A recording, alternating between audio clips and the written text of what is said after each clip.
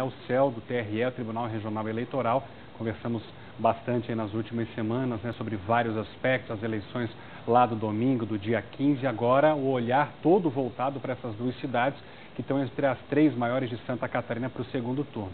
As orientações, Daniel, vão na mesma linha que passamos aqui também lá atrás para as eleições do primeiro turno, do dia 15, ou tem alguma característica mais peculiar que precisamos estar atentos nesse momento? Bom dia, obrigado por nos atender.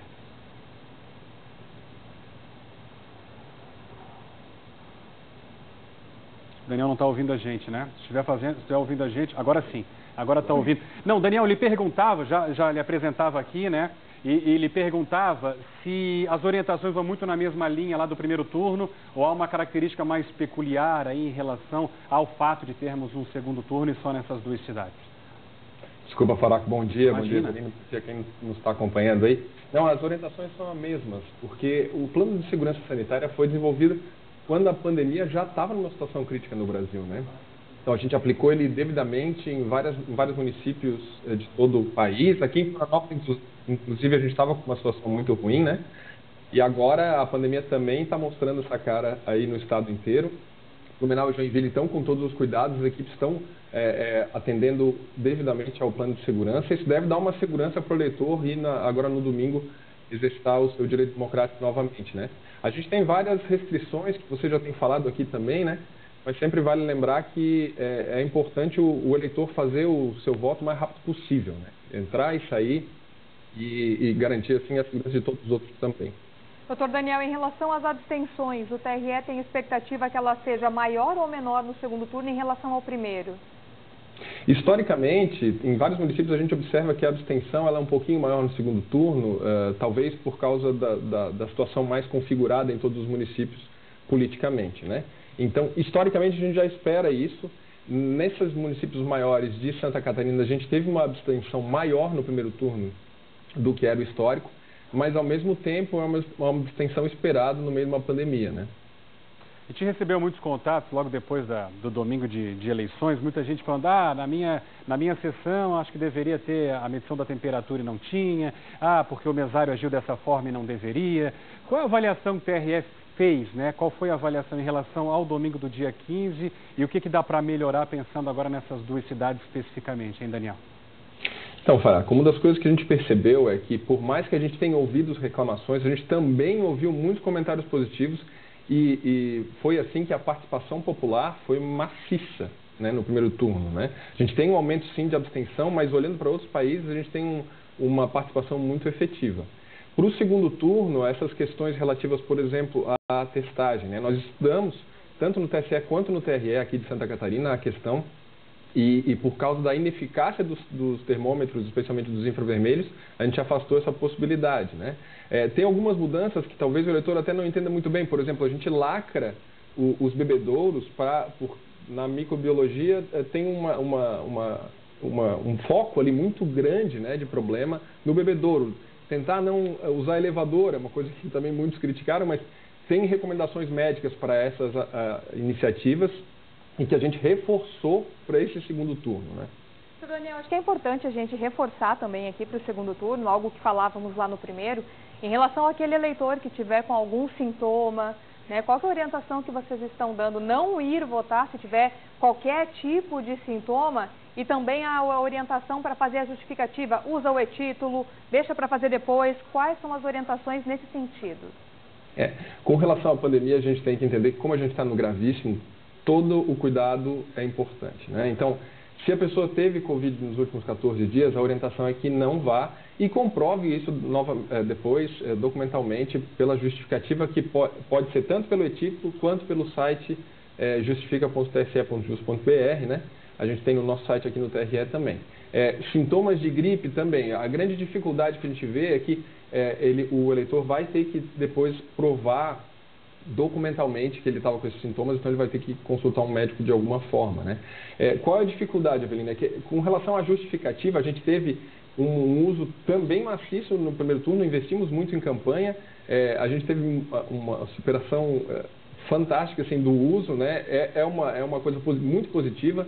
A gente teve um problema de performance dos computadores que são centralizados para disponibilizar o aplicativo no dia da eleição. Então, nessa eleição agora, o eleitor tem até hoje para baixar o e-título, se ele quiser fazer a justificativa no dia do segundo turno, né? Mas, se não, ele pode baixar depois também e fazer todas as comprovações documentais nos 60 dias posteriores à eleição, tanto pelo e-título quanto pelo nosso site. A apuração, hein, Daniel? Vamos longe de novo? Aliás, só não foi mais longe no domingo do dia 15, que o TRE aqui deu uma mãozinha, né? Porque a fila estava grande lá em Brasília, no TSE. Claro, são bem menos municípios, mas vai ser no mesmo formato? Vai daqui para lá e de lá é que será divulgado oficialmente? Como é que vai funcionar? Então, Faraco, isso foi algo que gerou um pouco de ruído, né? Aliás, essa eleição teve vários ruídos em razão até de desdobramentos da pandemia, que a gente não conseguiu testar alguns sistemas adequadamente e tal. Eu só quero lembrar uma coisa, Faraco, que é importante, né? Apuração. Quando a gente fala de apuração, a gente está falando da urna eletrônica. A urna eletrônica, ela apura os votos ali na sessão eleitoral. O que a gente faz depois é totalizar, ou seja, contabilizar todos os votos dos municípios, das urnas eletrônicas dos municípios, mas apurada a eleição já está. Então, o que se vinha falando, assim, que demorou no TSE também a gente tem que oferecer a verdade aqui, está tudo apurado, já não é uma eleição que está sendo escondida. A apuração já foi feita e foi publicada na sessão eleitoral pelo boletim de urna, o que a gente faz depois é só contabilizar tudo. Para esse segundo turno, a gente refez uma série de atribuições de segurança dos sistemas e dos bancos de dados, e a gente espera que aquele problema de atraso não ocorra, né? Mas vou lembrar que isso é natural que os partidos saibam o resultado da eleição antes do resultado oficial, justamente porque a grande mudança que trouxe a urna eletrônica foi apurar no momento em que termina a votação. Doutor Daniel, e nesse sentido a gente tem mais ou menos um horário, alguma perspectiva de que horário vamos saber os novos prefeitos de Blumenau e de Joinville?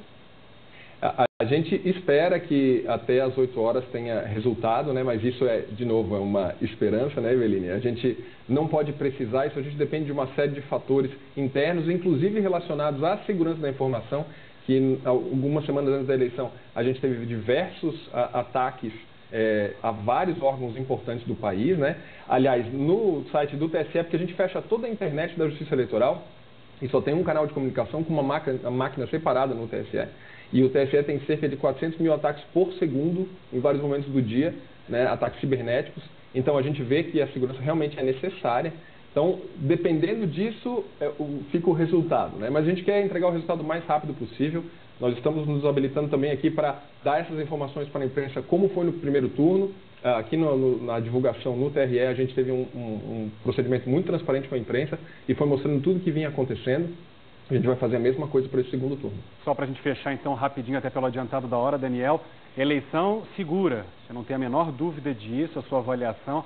Falo isso porque em tempos de rede social, de viralização, você deve ter recebido também, então, aquela história de que há sempre uma corrente, né, querendo colocar em xeque qualquer tipo de processo. Você tem a clareza de que essa mais uma vez, uma eleição segura. Faraco, eu te diria assim, eu sou suspeito para falar. Eu estou acompanhando, eu sou servidor concursado da Justiça Eleitoral desde 96. Eu acompanhei todo o desenvolvimento da urna eletrônica e dos sistemas de segurança que envolvem o processo eleitoral. A segurança não está apenas na urna, ela está na urna sim, a urna é separada da internet, não tem como editar dados. Qualquer alteraçãozinha que é feita em dados na urna, esse boletim de urna não é recebido na totalização, né? E daí esse resultado poderia ser questionado, não é o caso que acontece. Tudo é publicado com muita antecedência para o eleitor e os partidos acompanharem. Depois fica uma auditoria plena de todos os sistemas. Eu não tenho dúvida do processo e da segurança do processo eleitoral que a gente tem no Brasil. Eu considero sim que é um processo de referência internacional.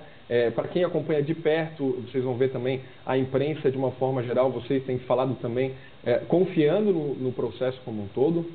Só tem motivo para discutir o processo quem tem alguma discussão política, alguma agenda política por trás. Não é o que acontece com o nosso sistema eleitoral no Brasil. Daniel Cel, Tribunal Regional Eleitoral aqui em Santa Catarina, obrigado mais uma vez, um ótimo trabalho a todos por aí, especialmente no próximo domingo. Obrigado, muito obrigado pelo espaço e que a gente e os eleitores todos possam fazer o seu exercício democrático no domingo. Obrigada, boa sexta.